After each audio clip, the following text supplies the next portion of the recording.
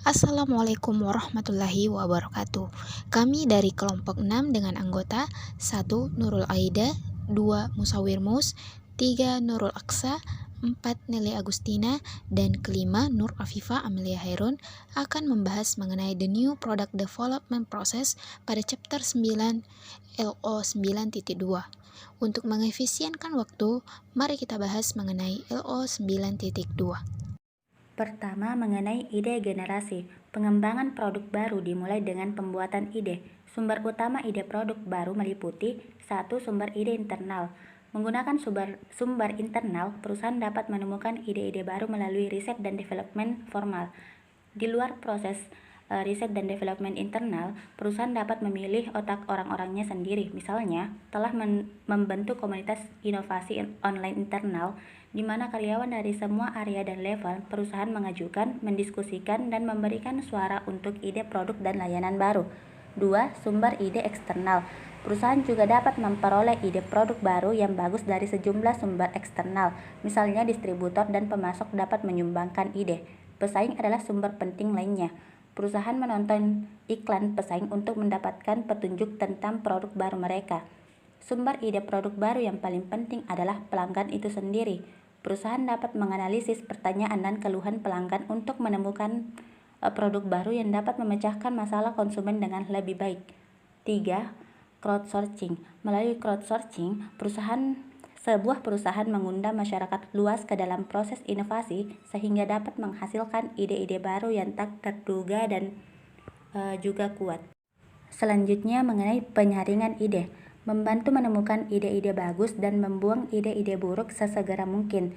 Seorang pakar pemasaran menjelaskan kerangka kerja penyaringan produk baru yang mengajukan 3 pertanyaan. Pertama, apakah itu nyata? Kedua, bisakah kita menang? Akhirnya, apakah itu layak dilakukan? Apakah produk sesuai dengan strategi pertumbuhan perusahaan secara keseluruhan? Perusahaan harus dapat menjawab ya untuk ketiga pertanyaan sebelum mengembangkan ide produk baru lebih lanjut. Pengembangan dan pengujian konsep. Ide yang menarik kemudian harus dikembangkan menjadi konsep produk. Dalam hal ini penting untuk membedakan antara ide produk, konsep produk, dan citra produk. Ide produk adalah ide untuk produk yang mungkin ditawarkan oleh perusahaan kepada pasar. Konsep produk adalah versi rinci dari ide yang dinyatakan dalam istilah konsumen yang bermakna. Sedangkan citra produk adalah cara konsumen memandang produk aktual atau potensial. Pengembangan konsep. Dalam hal ini, tugas pemasar adalah mengembangkan produk baru menjadi konsep produk alternatif, mencari tahu seberapa menarik setiap konsep bagi pelanggan dan memilih yang terbaik. Pengujian konsep. Dalam hal ini memerlukan pengujian konsep produk baru dengan kelompok konsumen sasaran. Konsep dapat disajikan kepada konsumen secara simbolis atau fisik. Banyak perusahaan secara rutin menguji konsep produk dengan konsumen sebelum mencoba mengubahnya menjadi produk baru yang sebenarnya. Untuk beberapa tes konsep, deskripsi kata atau gambar mungkin cukup. Namun, penyajian konsep yang lebih konkret dan fisik akan meningkatkan reliabilitas tes konsep.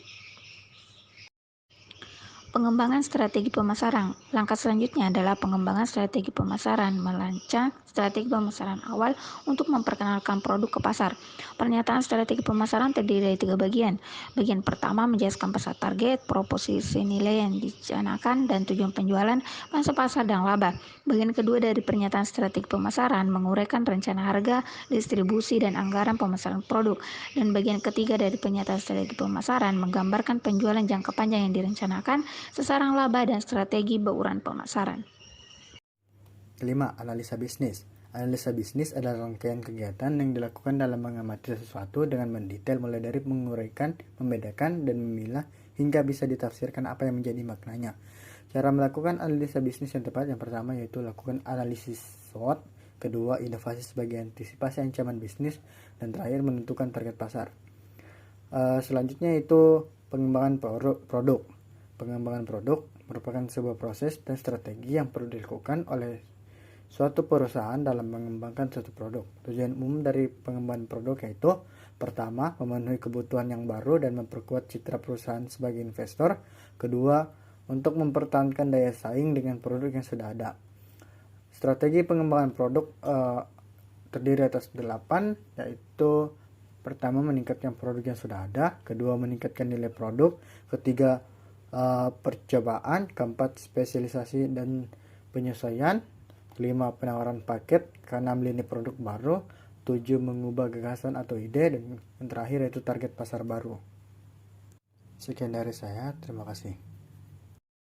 Selanjutnya yaitu uji pemasaran dan komersialisasi. Jika produk lolos uji konsep dan uji produk, langkah selanjutnya adalah uji pemasaran.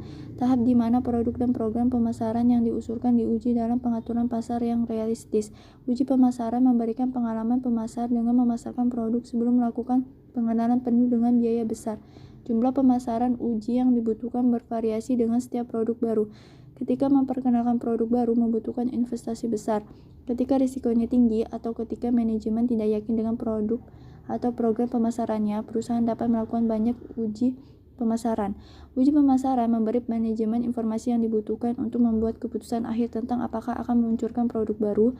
Jika perusahaan terus melakukan komersialisasi, memperkenalkan produk baru ke pasar, ia akan menghadapi biaya tinggi. Misalnya, perusahaan mungkin perlu membangun atau menyewa fasilitas manufaktur, dan dalam kasus produk konsumen baru yang besar mungkin menghabiskan ratusan juta dolar untuk iklan, promosi penjualan, dan upaya pemasaran lainnya di tahun pertama.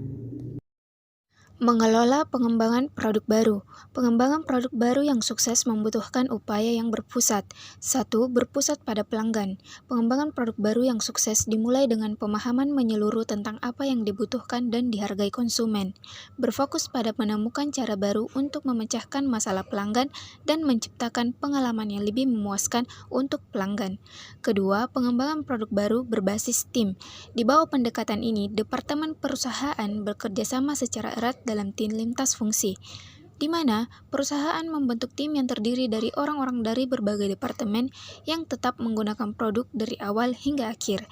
Ketiga, pengembangan produk baru yang sistematis. Akhirnya, proses pengembangan produk baru harus holistik dan sistematis. Jadi, kesuksesan produk baru membutuhkan pendekatan holistik untuk menemukan cara baru untuk menciptakan pengalaman pelanggan yang berharga. Lebih dari itu, pengembangan produk baru yang sukses membutuhkan komitmen dari seluruh perusahaan. Sekian pembahasan materi mengenai LO 9.2. Mohon maaf jika ada kesalahan dan terima kasih atas perhatiannya. Wassalamualaikum warahmatullahi wabarakatuh.